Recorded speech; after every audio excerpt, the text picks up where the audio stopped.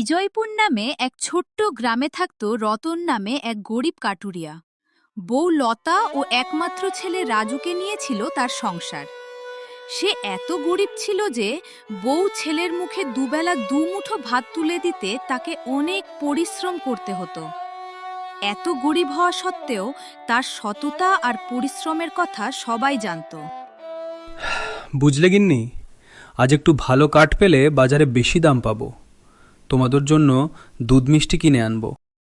তুমি এত পরিশ্রম করো, কিন্তু যা পাও তাতে দুই বেলার ভাতও জোটে না। চিন্তা করো না, ভগবান সবই দেখছেন।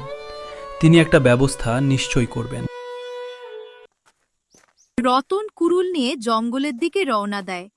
রতন কখনো সবুজ গাছ কাটত না, শুকনো গাছে ছিল তার ভরসা। শুকনো গাছই কাটবো, সবুজ গাছ কখনো কাটবো না। প্রকৃতি আমাদের মা, তাকে কষ্ট দেওয়া চলবে না। যা শুকনো আছে তাই নেব। রতন সারাদিন কাঠ কাটে।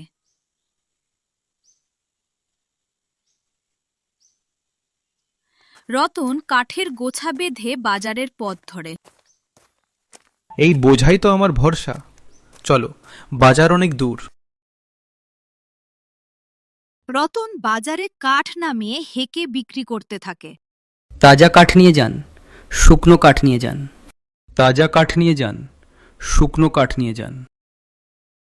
এক শেঠ রতনের কাছে এসে দাঁড়ায়। শেঠজি, একেবারে শুকনো কাঠ আছে, খুব ভালো জ্বলবে, নিয়ে যান। কততে দিবি রে রতন?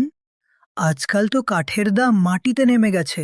যা ন্যায্য মনে হয় দিন শেঠজি। বাচ্চারা দুমুঠো ভাত পেলেই হলো। আসলে বাচ্চাটা খুব অসুস্থ, ওর ওষুধও কিনতে হবে শেঠজি। মে, এই রাখ। এই কটা টাকা শেঠজি? এতে তো জল গরমও হবে না। আর কিছু টাকা দিন শেঠজি।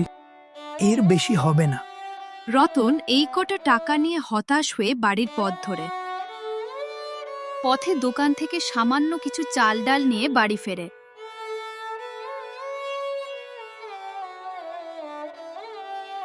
এসেছো? এত দেরি হলো যে? হ্যাঁ, বাজারে আজ ভিড় ছিল। রাজু কেমন আছে? সকাল থেকে জ্বরটা আবার বেড়েছে।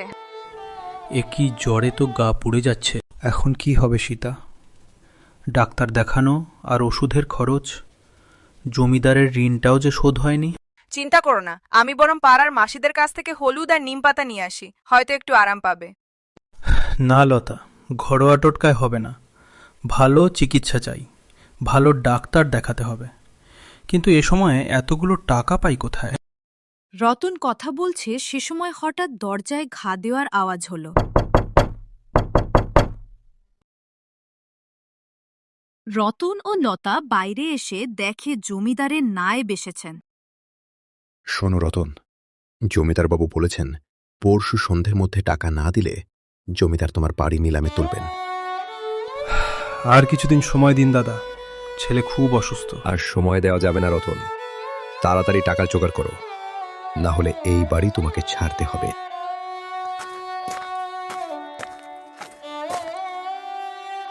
এখন কি হবে গো? আমাদের এইটুকুই তো সম্বল। চিন্তা করো না লতা, আমি আগামীকাল আরও বেশি কাঠ কাটবো। যত কষ্টই হোক, ঘরও বাঁচাবো আর রাজুর ভালো চিকিৎসাও করাবো।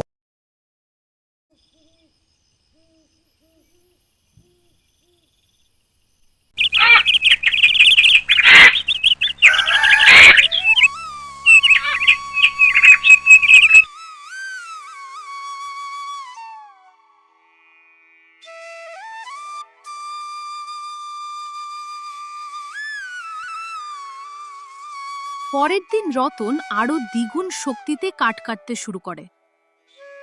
আজ বেশি করে কাঠ কাটতেই হবে, যেভাবেই হোক আজ বেশি দামে কাঠ বিক্রি করব। ছেলে এবং বাড়ি দুটোকেই বাঁচাতে হবে।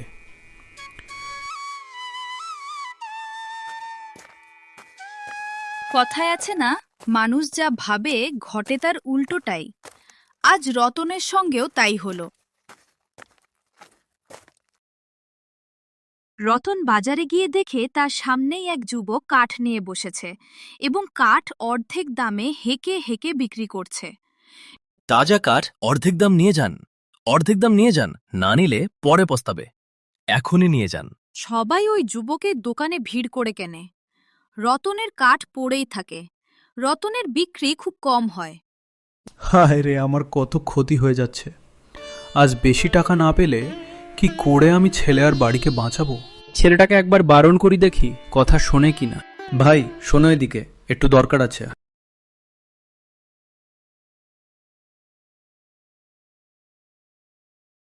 বলো কাকা, কি খবর? তুমি এমন অর্ধেক দামে কাঠ বিক্রি করে আমার বাজার নষ্ট করছো কেন? আমার কাঠ আমার যা খুশি সেই দামে বিক্রি করব, তাতে তোমার কি? শোনো কাকা, এখনকার জমানায় সস্তায় বেচতে হয়, বুঝলে? সততায় পেট ভরে না। খোকা, সততায় পেট না ভরুক, মনটা শান্তিতে থাকে, বুঝলে? রতনের কাঠ সেদিন খুব কম দামে বিক্রি হয়।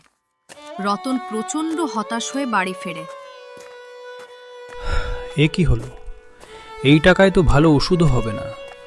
জমিদারের ঋণ শোধ তো অনেক দূরের কথা।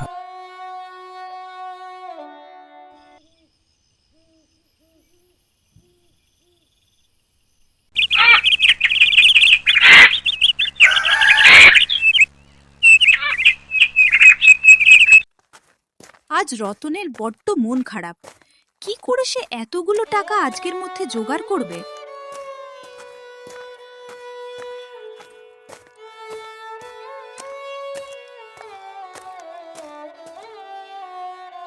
এই ভেবে ভেবে সে অন্যমনস্ক হয়ে জঙ্গলের অনেক গভীরে চলে যায়। মানসিক উদ্বিগ্নতায় শরীর অবসন্ন হয়ে পড়লে রতন এক গাছের গোড়ায় বসে পড়ে। হে ঈশ্বর, আমি তো কখনোই কারো ক্ষতি করিনি। আমার এমন দশা কেন? আমার ছেলে অসুস্থ, ঘর কেড়ে নিচ্ছে জমিদার। হতাশ হোস না বাছা। যেদিক থেকে আওয়াজ এলো সেদিকে তাকিয়ে রতন দেখল এক সাধু দাঁড়িয়ে আছেন। প্রণাম বাবা। হতাশ হোস না বাছা। সততা আর পরিশ্রমের ফল সব সময় মেলে। আমি তোকে বহুদিন ধরে লক্ষ্য করেছি রতন। দেখেছি তোর সততা আর নিষ্ঠা। মন দিয়ে শোন, এই জঙ্গলে একটি বিশেষ সোনার গাছ আছে, যা শুধু সৎ হৃদয়ের মানুষরাই খুঁজে পায়। সেটি তোর সব কষ্ট দূর করে দেবে। আমি তো জঙ্গলের সব কোনায় ঘুরেছি, এমন কোনো গাছ তো দেখিনি। সেটি জঙ্গলের গভীর ও রহস্যময় অংশে আছে। সবাই সেখানে পৌঁছতে পারে না।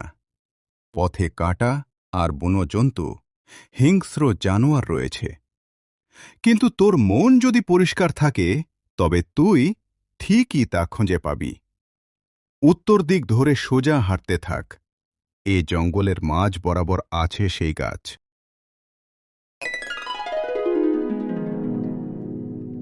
এই কথা বলে সাধু দৃশ্য হয়ে গেলেন। রতন সময় নষ্ট না করে উত্তর দিক বরাবর হাঁটতে থাকল। রতন যত এগোচ্ছে জঙ্গল তত গভীর হচ্ছে। আজ তাকে ভয় পেলে চলবে না। পরিবারকে রক্ষা করতে রতন আজ মরিয়া চেষ্টা চালাবেই। রতন সময় নষ্ট না করে উত্তর দিক বরাবর হাঁটতে থাকল। রতন যত এগোচ্ছে জঙ্গল তত গভীর হচ্ছে। আজ তাকে ভয় পেলে চলবে না। পরিবারকে রক্ষা করতে রতন আজ মরিয়া চেষ্টা চালাবেই।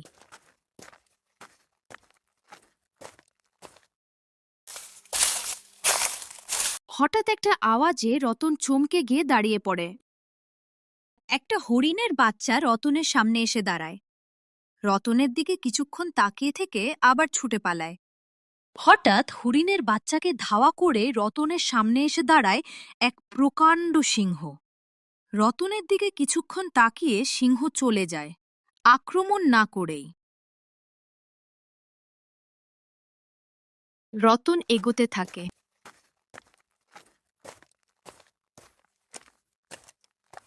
রতন খেয়াল করে যত সে এগোচ্ছে হিংস্র জন্তু জানোয়ারগুলো তাকে আক্রমণ করার বদলে সরে গিয়ে তাকে পথ করে দিচ্ছে। কতক্ষণ ধরে তো হাঁটছি, সাধুর বলা সেই জাদুর গাছ তো খুঁজে পেলাম না। রতন এই কথা ভাবছে তখনই তার চোখে হঠাৎ জোরালো আলোর ঝিলিক লাগে। রতন চমকে ওঠে। তাকিয়ে দেখে সামনের একটা গুহা থেকে সোনালি আলো ঠিকরে আসছে। রতন গুহার দিকে এগিয়ে যায়।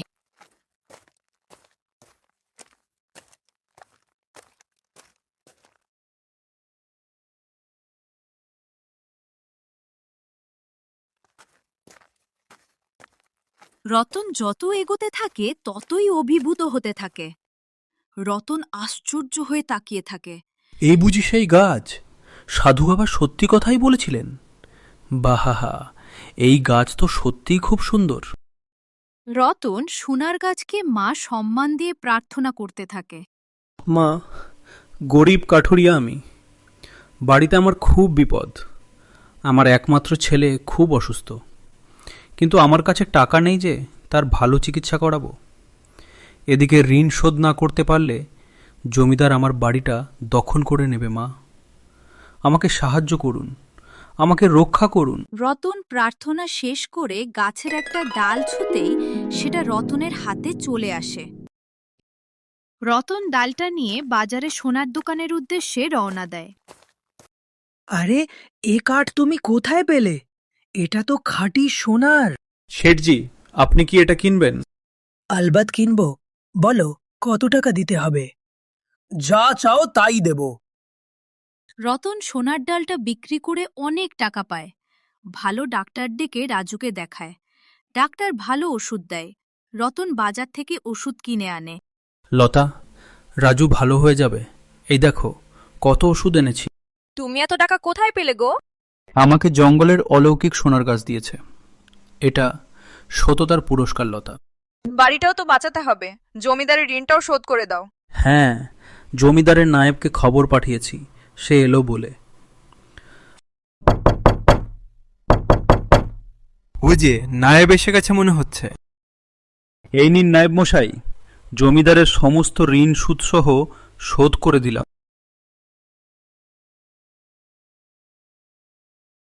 আরে রতন, তুমি তো দেখছি রাতারাতি ধনী হয়ে গেলে। লটারি পেলে নাকি? আগে সবই ওপরওয়ালার ইচ্ছেতে হয়েছে।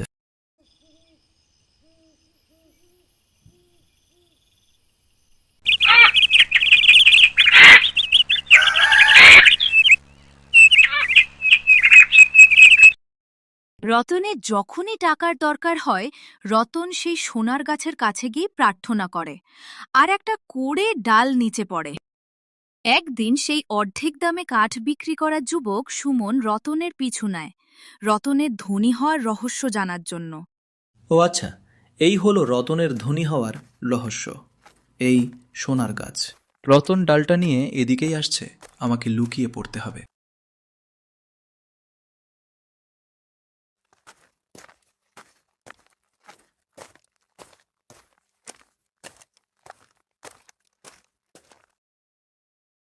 সুমন সোনার গাছ দেখে যেন লোভে পাগল হয়ে যায়। আজ থেকে এই গাছ আমার। এখন আমি পুরো গ্রামের মধ্যে সবচেয়ে ধনী হব। এই গাছ আমার, সব কেটে ফেলব। সুমন কুড়ুল নিয়ে যেই গাছে আঘাত করে, অমনি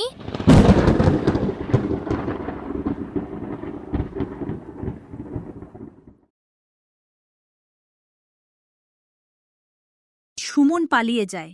বিকট আওয়াজের শব্দে রতন ফিরে এসে দাঁড়িয়ে সব দেখে। সুমন, এই গাছ শুধু সৎ আর ভালো মনের মানুষদের জন্য। লোভ নিয়ে একে আঘাত করলে এ শুধু আগুনই দেবে। কাকা, আমাকে ক্ষমা করো। আমি তোমার সততাকে ভুল বুঝেছিলাম। আমার লোভই আমাকে শেষ করলো।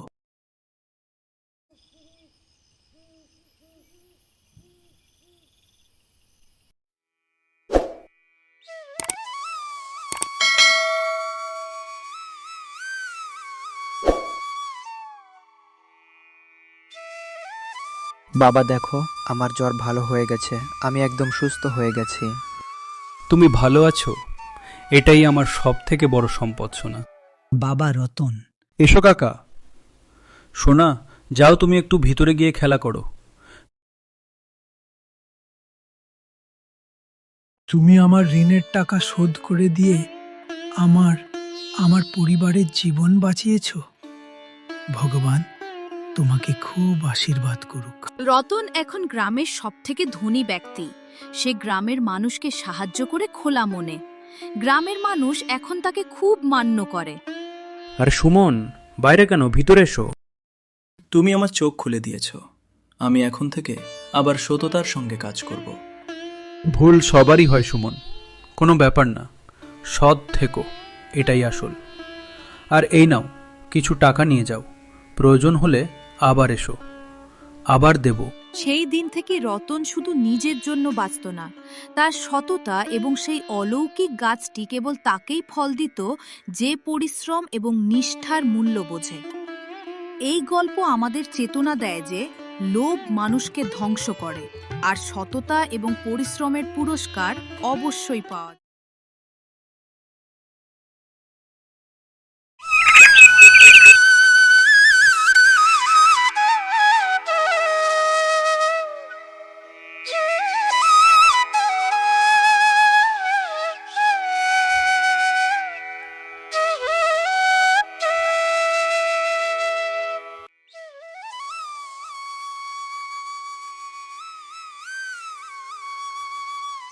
সোনারগড় প্রদেশের কুসুমপুর নামে ছোট্ট এক গ্রামে স্ত্রীকে নিয়ে থাকত মানিক।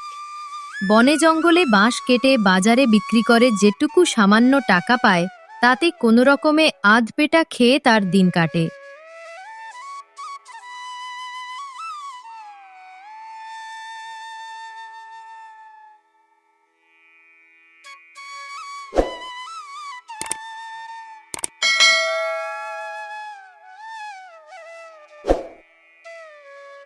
এসেছো, কি কিনলে দেখি? এই নাও, যা পেরেছি কিনেছি। বাজারে খুব কম দাম দিল বাঁশের। এত কম জিনিস, এভাবে কিভাবে চলবে আমাদের? জানি, কিন্তু কি করব বলো, কাজ খুঁজেছি, কেউ দেয়নি। কাল আরেকবার জঙ্গলে যাও, ভালো বাঁশ খুঁজে আনো। হ্যাঁ, রাস্তায় রতনের সঙ্গে দেখা হলো। রতন বলল জঙ্গলের একটু গভীরে ভালো বাঁশ পাওয়া যায়, আর যদি মৌমাছির চাক থাকে তাহলে চাক ভেঙে মধু বিক্রি করলে ভালো পয়সা পাওয়া যাবে। দেখো, চেষ্টা করে, কিন্তু খুব সাবধানে যেও।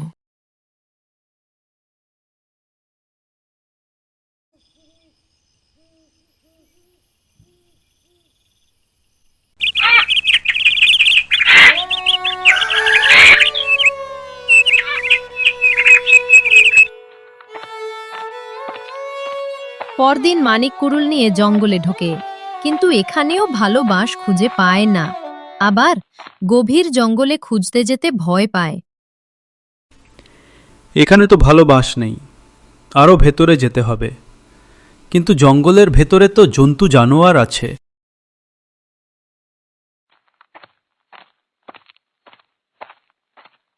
মানিক জঙ্গলের আরও ভেতরে যায়, কোনো ভালো বাঁশ পায় না। হঠাৎ একটা চিৎকার শুনে, বাঁচাও, কেউ আমাকে বাঁচাও!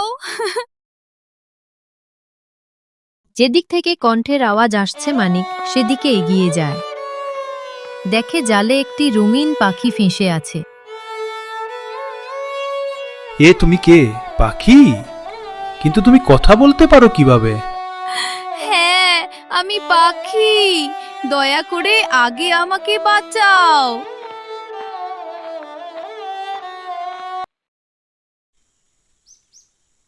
মানিক জাল কেটে পাখিকে জাল থেকে মুক্ত করে। হঠাৎ পাখি একটা ভয়ঙ্কর রাক্ষসে রূপান্তরিত হয়।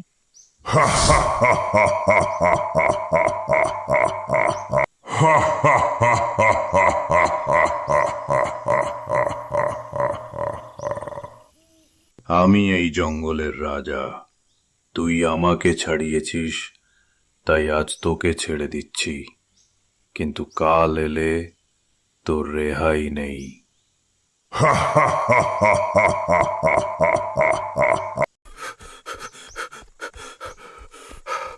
মানিক ভয় পেয়ে দৌড়াতে থাকে।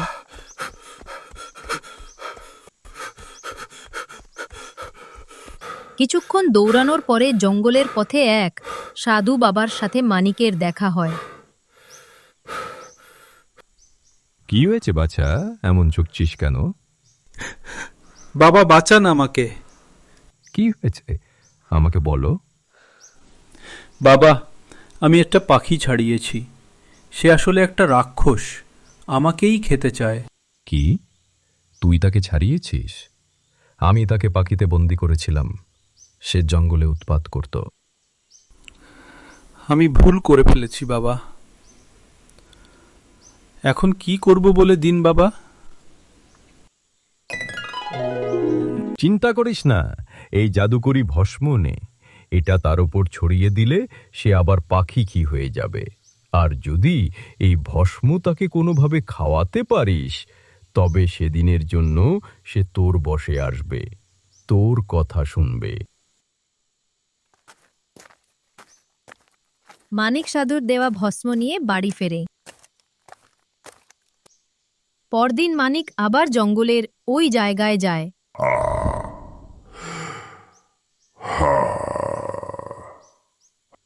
তোকে মানা করেছিলাম, তবু আবার এলি। আরে রাজাবাবু, আমি তো তোমাকে ধন্যবাদ দিতে এসেছি। আমার বউ তোমার জন্য খাবার পাঠিয়েছে। খাবার? আমি শুধু কাঁচা মাংস খাই। এই খাবারে শক্তি পাবে, খেয়ে দেখো, খেতে খুব সুস্বাদু।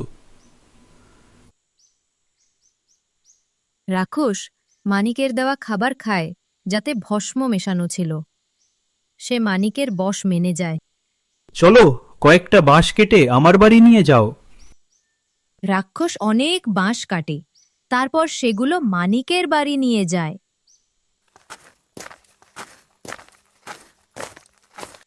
রাক্ষস রাজা, বাঁশগুলো ওখানে নামিয়ে তুমি ফিরে যাও।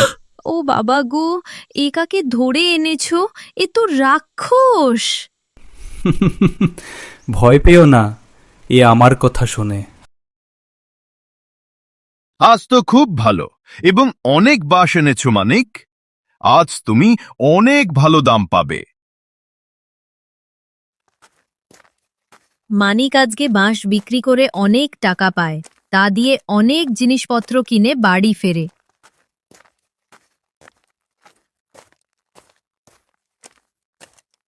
কই গো গিন্নি, কোথায় গেলে গো?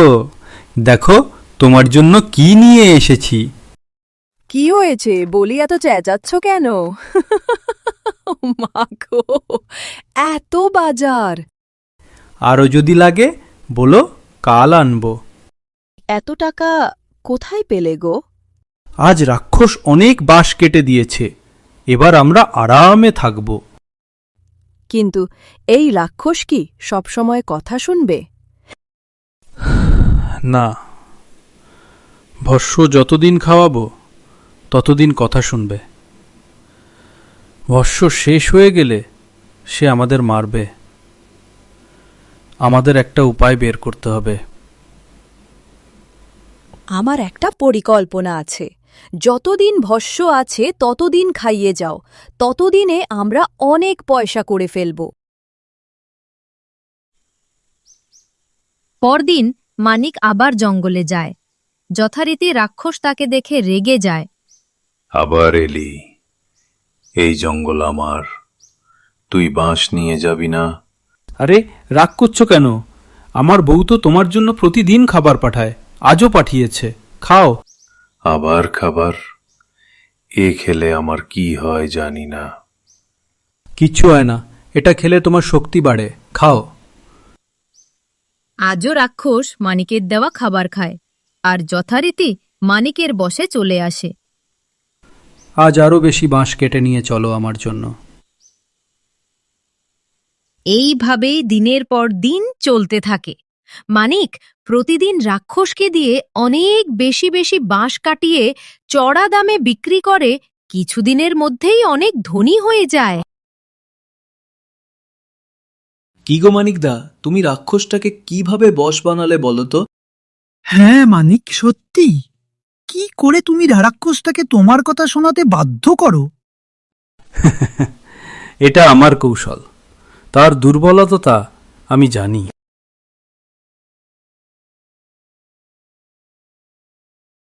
এইভাবেই সাধুর দেওয়া ভস্ম রাক্ষসকে খাওয়াতে খাওয়াতে ক্রমশ ভস্ম শেষ হতে থাকে। ওগো শুনছো, আর ভস্ম নেই। আগামীকাল থেকে আর খাবারে মেশাতে পারবো না। আজ থেকেই আর খাবারে মেশাতে হবে না। আজ আমি ওকে নতুন জিনিস উপহারে দেব।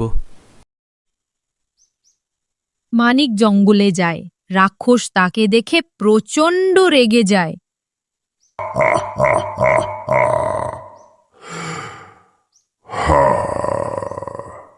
আবার এলি, বারণ করা সত্ত্বেও আসছি সেখানে। আজ তোকে আমি শেষ করব।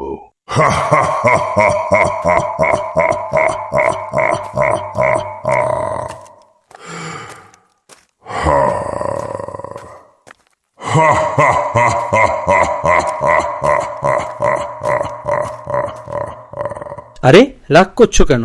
দেখো তো তোমার জন্য আমি কি জিনিস এনেছি। এই নাও। মানিক দ্রুত একদিনের বেঁচে যাওয়া ভস্য ছুঁড়ে দেয় রাক্ষসের দিকে। ভস্য রাক্ষসের গায়ে গিয়ে পড়তেই রাক্ষস আবার পাখিতে রূপান্তরিত হয়। এবার তুই পাখি হয়ে ঘুরে বেড়াবি। এটাই তোর উপযুক্ত শাস্তি। আর কাউকে ভয় দেখাতে পারবি না।